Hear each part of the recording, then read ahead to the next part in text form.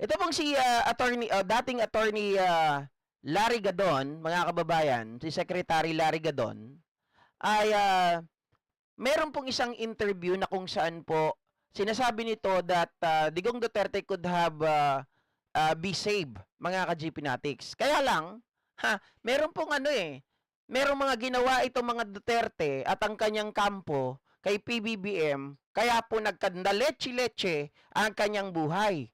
At meron pa nga po pala itong tinatawag na advice dito kay Duterte na pwede niya pong gawin para ito po ay hindi po mabitbit ng ICC. Kaya lang, mga kababayan, ito po, pakinggan natin. Politica all the way.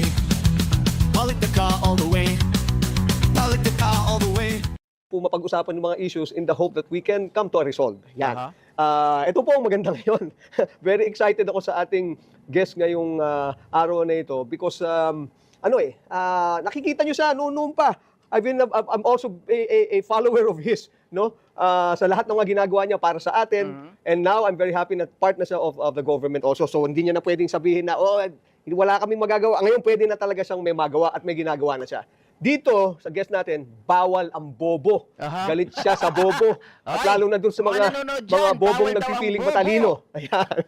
Without further delay, ang ating pong guest is the Presidential Advisor for Poverty Alleviation, an accomplished lawyer. There's charm in his toughness. Pakikilala ko na po sa inyo. Ang tinatawag nating Armageddon. Wala pong iba kundi si Secretary Larry. Sabi ni Warbisdak, di na President si Digong kinatatakutan pa rin ni BBM daw. Mga kababayan, sino ba ang kinatatakutan? Hindi ba si PBBM ang kinakatakutan ng mga Duterte? Sabi nila, weak leader. Nasaan na ngayon? Sabi ni Sara, hukayin ko yung tatay mo, patapon ko sa West Philippine Sea. Sabi ni BBM, patapon mo tatay ko? Patapon ko tatay mo doon sa dahig. Patapon ko tatay mo sa ICC. Sino ngayon sa inyo? Ang lakas nyo mang asar? Hanggang dakdak lang kayo, hanggang salita lang kayo. Yung BBM namin, tahimik, kumikilos, andun na yung tatay ninyo. Yung tatay ninyo na tanim ebidensya, siya lang naman yun. Yung nagbibuild ng intrigue. Larry Gadon. Larry. Yes, magandang araw, Jojo A. At salamat sa pag-iimbita mo sa akin dito sa iyong programa. Magandang araw sa lahat ng iyong mga taga-subaybay. The pleasure is all mine. Talagang it's always a treat. And then pag nakikita kita kung saan tayo nakikita, mga concerts, malls, restaurants, I make it a point to say hello and see how you are. First thing. Actually, tama po kayo. Tanganista sounds like satanista. Sino ba yung mga yung tanganista at satangista? Diba? Sila po mga ka-GPnatics yung nagmumura po sa Panginoong Diyos. Diba? Tapos ngayon, mga plastic, mga jutang na mess. Nagmumura na rin eh. Diba? Mga kaipokritohan, biruin nyo, paano sila pagbibigyan ng Panginoong Diyos? Mga kababayan, yung taong yun, minumura ang Panginoong Diyos. Estupido daw ang Panginoong Diyos. Tapos ngayon lalapit sila, candle lighting? Sino maniniwala sa kanila? Ang sabi pa nga ni Digong, alam mo gusto ko talaga sa impyerno kasi nandun lahat ng mga magaganda.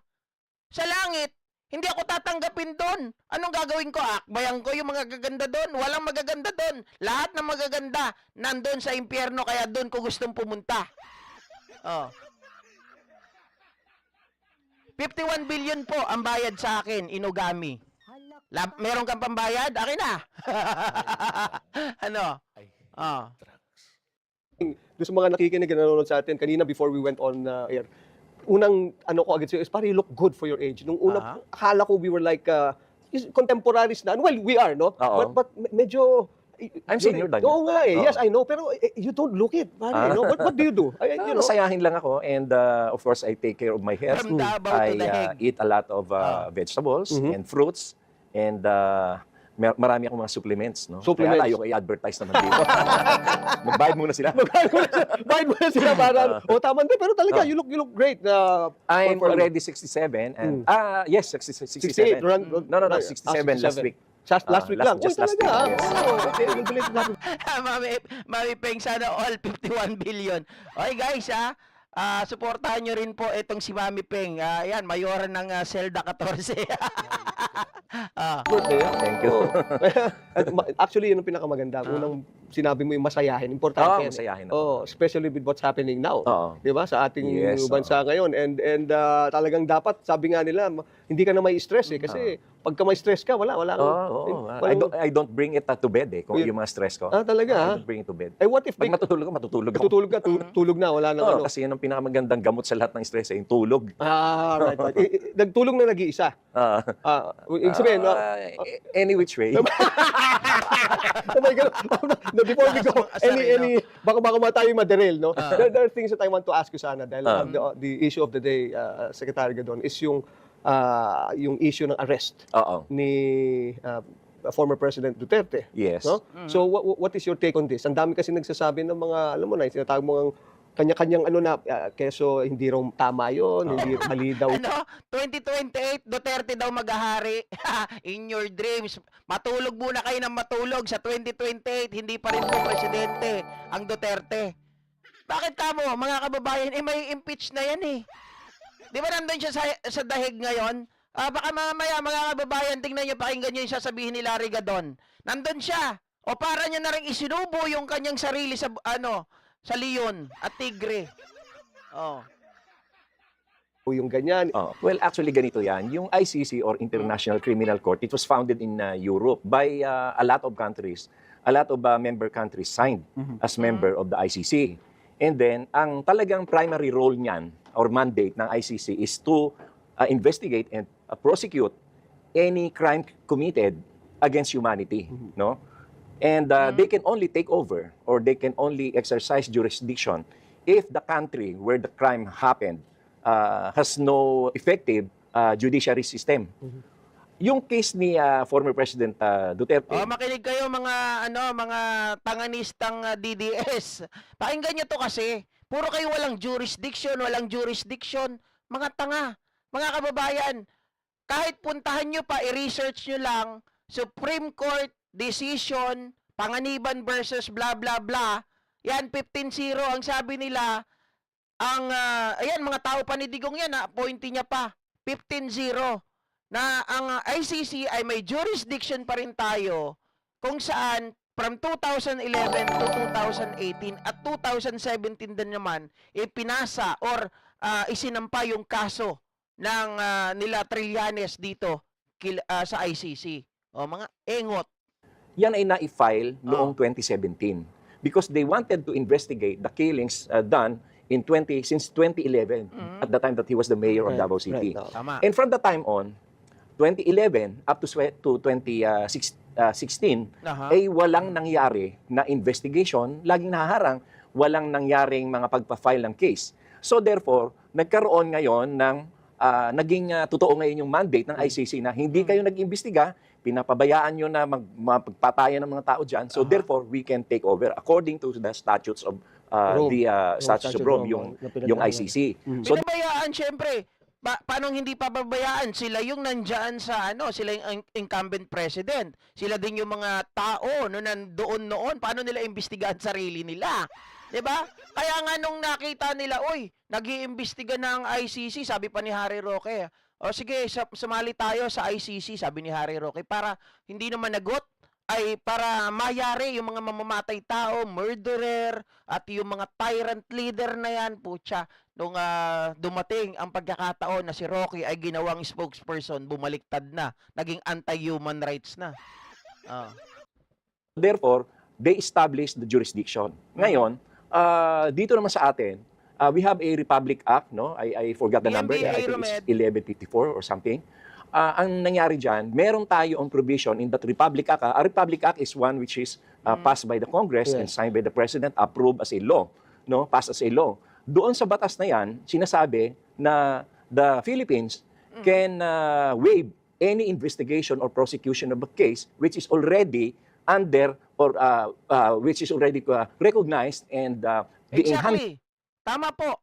May immunity si Digong during that time. That is why, mga kababayan, itong sila Trillanes, hindi sila nag-file sa sa korte, 'di ba? Sa local court natin. Bakit sila ano doon, magpa-file? Eh incumbent ito, matutulog at matutulog lang yung kanilang kaso.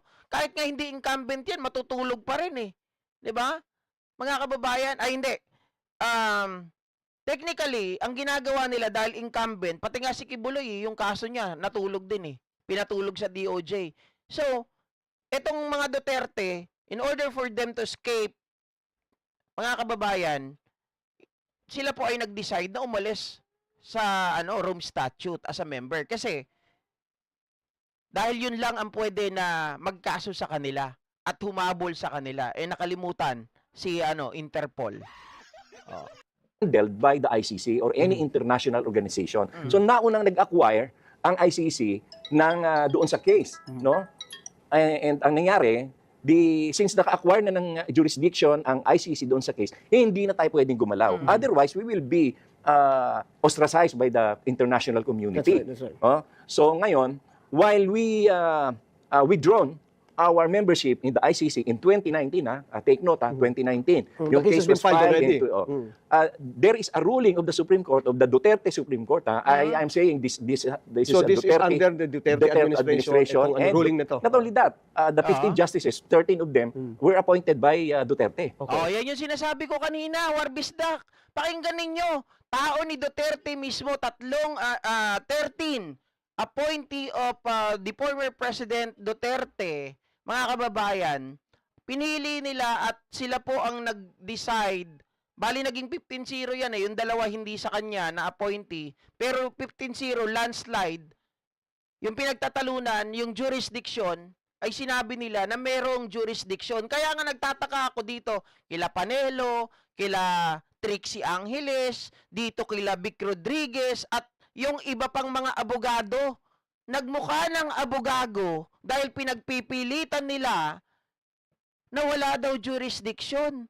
Eh samantalang judge, 15-0, Panganiban versus, nakalimutan ko lang kung ano yung GR number nun eh. So, they ruled against Duterte. Ang ruling ng Supreme Court dyan sa case ng Pangalinan versus Teka lang, sabi niya naniniwala ka naman kay Gadon. Tanga, hindi ako kay Gadon naniniwala. Dahil nakalagay po yan, mga kababayan, mga ka-GP Natics mismo, ako hahanap para sa inyo. Hanapin ko. Sige. Total, marami naman akong ngayon, marami akong oras. Wait lang para lang maipamukha natin sa mga taong ito na sila ay mali.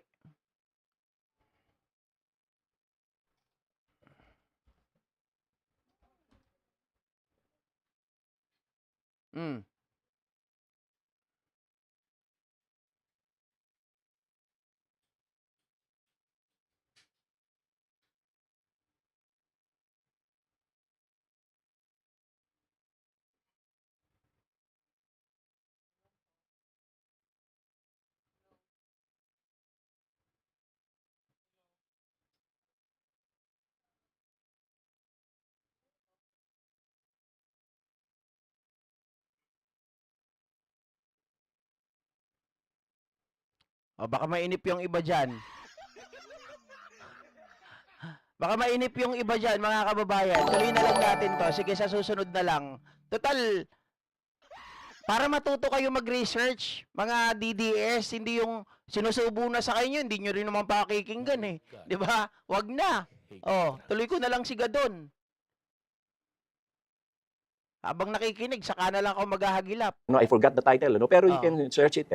Ang ruling doon ng Supreme Court is, even if the Philippines has withdrawn its membership in the ICC, we are still under the jurisdiction of ICC, for the cases investigated prior to the withdrawal. So ngayon, yun ang So, hindi holds water. Yes, This holds water. no less than the Supreme Court itself ruled on that matter. And then, ang nangyari, dahil itong ICC is a court of law, wala naman silang police agency, wala silang police implementors. They will all they rely on the Interpol. to execute arrests if there are persons to be arrested, if there are subjects to be arrested. So ngayon, yung Interpol, yung ICC, nagpadala ng warrant of arrest ay Interpol for them to execute it. At yung Interpol naman, meron naman tayong local Interpol din na office, they were the ones who implemented in coordination with our Philippine National Police. Ngayon, ganito ang istorya. Dapat ba nating igalang yung warrant of arrest na pinadala ng Interpol? Okay. Yes, because we are a member of the international community. We are a member of the Interpol. Ang ibig ba sabihin, nung naaresto si Gary Tevez Okay. at si Alice Guo, inaresto Arnie sila ng Tevez. Interpol. Oh, sa ibang bansa Sa sila ibang yun, bansa. oo. Oo. Ngayon, kung yung Interpol naman magsasabi sa atin, pwede ba arestuhin nyo ito? Ganyan. Sasabihin natin, hindi pwede. Hindi pwede yun. So, we have to be reciprocal to the mandate also of the Interpol. Dahil na pagka ganun, ay wala nang maniniwala sa atin in the international community. So it's all Dapat two-way. sinasabi mo, itong natin sa pagbigay natin is not It's not a surrender of our sovereignty. Oo. Because we're just we merely entered. following orders. Yes. Oo. And not only that, we entered into a treaty with a lot And of this treaty is countries. still very active. Yes, it's still pa rin to. active. Ang sabi nga ng Supreme Court, we are still under the jurisdiction of the ICC for cases which happened prior to the 2019 withdrawal. Eh, ang iniimbestigahan dyan, yung records ng investigation is from killings from 2011 up to 2016. O hindi So, pa yun, prior pa yan to the ano? Prior pa. So ano pa? Mayor pa lang si Oo, Duterte mayor noon. pa lang si Duterte. Oh, So, okay. talagang wala siyang lusot. Oh, okay. Wala siyang lusot. Meron man nagsasabi, ito man daw na ano, minus the legalities of it all. Eh bakit may mga nababasa ako na bakit mo nga naman daw tutulungan ng somebody na araw-araw tinitira ka. Oo, yun pa. Araw-araw ano, no? Well, actually, di ba? Oo, what can you say to that? Well, actually, Rodrigo Duterte could have been saved from being arrested by Ito the na, ito na. ICC kung naging mabuti lang siya kay BBM. Oho. Kasi ang pwede naman gawin ng administrasyon noon, this was my suggestion kasuhan natin ng ibang kaso, ng murder din, na premeditated murder, etc., etc., yung wala ring bail. For him to be tried here Yes, in the for him to be Philippines. tried there. So that when we acquire jurisdiction over his person, then he cannot be brought out. Yes, Kasi sasabihin natin, meron siya tama pananagutan naman, there's dito an existing And then, ikulong natin sa veterans doon sa presidential suite. Tuwing umaga, mag-golf siya doon, mag-swimming siya doon, o pasyal-pasyal siya doon. O kaya, magpaalam siya, magpapacheck up, dadalhin siya sa St. Luke's, tapos mamasyal siya sa mall. Or kaya, pwede naman na ma-house arrest siya sa Davao, doon sa kanyang farm. Or pwede niyang hiramin yung farm ni Erap. Ang kulit ng mga DDS dito. Bobo daw ako. Sige, kayo na matalino. Argumento nyo, addict lang eh. No, napakaganda doon sa Or Panay. yung wheelchair daw. Kasi meron presidential wheelchair daw. Oo, yun. Sino din yata galing yung joke na yan? This actually, Oh. these things could have been avoided had he been good to BBM. Tama. Eh, araw-araw ba naman yung tawagin bangag, adik? Ang nakakainis nga to, pati mga supporters niya, patawag sa akin bangag. Kahit ang pogi-pogi ko, bangag ako. Tapos, sila mga pangit. Diba? Totoo naman. Kanina Pangit na yan, sabihin nila bangag ako. O pag nakita nyo si Secretary Gaton, mas gwapo siya in person ha. Ito sabihin ko lang sa inyo. Pero yun nga naman talaga. Actually, you think about it on the surface point of view. Meron pa on the isa. level. Meron pa isa. Ito naman si Bato, na nagsasabi na he was betrayed by BBM. Oh, okay. Oh, tama. Hindi niya alam ang meaning ng betrayal. Okay. You can only be betrayed by your friend or your ally. Eh, hindi naman sila magkaibigan eh. Hindi rin sila mag-ally. In fact, binababoy pa nga niya si BBM. You remember that he fabricated a document purportedly coming from PIDEA na PIDEA, yes, user daw si BBM, ganyan. Pinaparatangan mo ng adik yung tao na drug user. And then gusto mo, kaibigan, hindi, paprotektahan kita. that's Ay, right. talagang napakalaking si Saksakan. Napakatanga nga naman talaga ni Bato, mga kababayan. Pinaratangan mo ng pumayag ka, ikaw pa yung nag-initiate ng PIDEA leaks na yan. Tapos, your justification, mga kababayan, to say that this document is legitimate, yung puncher hole lang, 'di ba? May puncher hole, sabi niya ganun. Legit 'yan. Tangina talaga ni Bato de la Rosa. Not even, mga kababayan, hindi nga 'yan isang tinatawag na, 'di ba, yung pag may kopya ka, yung tinatawag na kalimutan ko yung terminology dun sa kopya. 'Di ba, meron siyang seal, tapos itong kopya na ito, kahit hindi yan yung original, pero yung kopya na yan ay kumakatawan dun sa original. Certified true copy. Eh, hindi nga ganun eh. Talagang pinanindigan niya puncher hole. Yan po ay legitimate. Ang kulit talaga ni Bato, no? Tama nga naman, mga kababayan. When you say that you were betrayed, it is something that related to your friend or your ally. Eh, hindi nga daw friend, hindi rin ally. San ka doon? Bato de la Rosa, mga kababayan, mga ka-GP Natics. Napakatindi, no? Sa totoo lang. Huwag kayong mag-alala, DDS. Mamaya, magla-live ulit ako, pasok kayo dito at ipapakita ko sa inyo yung sinasabi nyo na walang 15-0 about jurisdiction. Alam nyo, huwag kayong magtanga-tangahan, ha? Kagaya nung sinasabi kahapon ng mga DDS that Digong tawag dito ay pauuwiin na raw ng bansa kasi sinabi daw na inosente. Ay, sino nagsabi? Inosente si Digong. Pagpanood ko ng video, sabing gano'n, no? Presume innocent. Sinabi lang na, presume innocent. Ang tiningnan lang ata yung inosente. Tinagalog yung inosente. Oh, inosente si Digong, oh. Sabi nung si Karim Khan, inosente si Digong. Kako. Presume innocent, ginawang inosente, wala daw kinalaman, wala daw malinis. Sabi ng batas, di ba, Rose Oimatsu, na kahit dito sa Pilipinas, hanggat pa hindi pa po nalilitis, hindi po natatapos ang paglilitis na yan, the suspect is, presume innocent until proven otherwise. Sa bagay, hindi yan naiintindihan ni Warbisdak. Diba? Kasi si Warbisdak, isang tanganista. Diba? Oh, mga kababayan, tama naman. Ano masasabi ninyo dyan, mga DDS, mga tanganista? Hindi nyo naiintindihan yun, no? Kasi, sa mga DDS, normal na at requirement sa kanila ang maging tanga at maging bobo. Yan ang matindi. Nakakalimutan nyo na mag-research kayo, nakakalimutan nyo na, mga kababayan, na ang talino, ang utak ginagamit, hindi nilalagay sa talampakan. Isa pa, hindi nyo ba nakikita ginagamit kayo ng mga pinapanginoon nyo, pinupuon ninyo? Anong sabi sa inyo nung nakaraan bago ilipad si Duterte?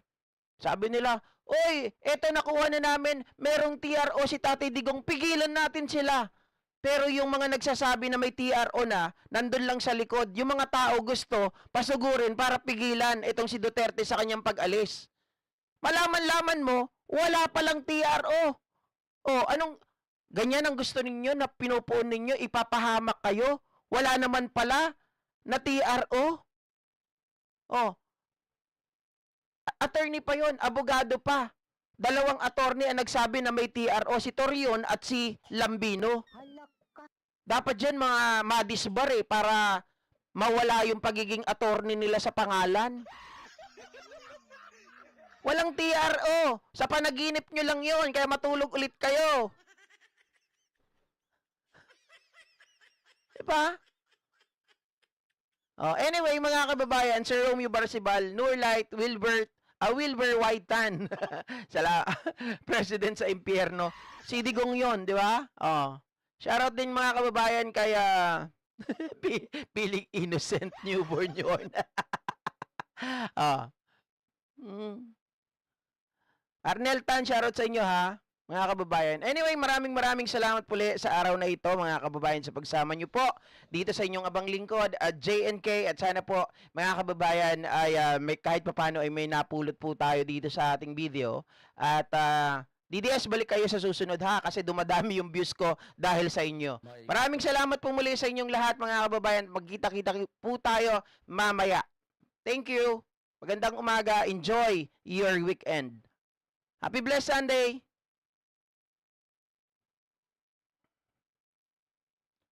White Knights, Rex Adventure, June Santos, Arnel Tan, Lito Ordanza, Nelson Tolin, Benjamin Piato Sarabosab, Henry Alarcon,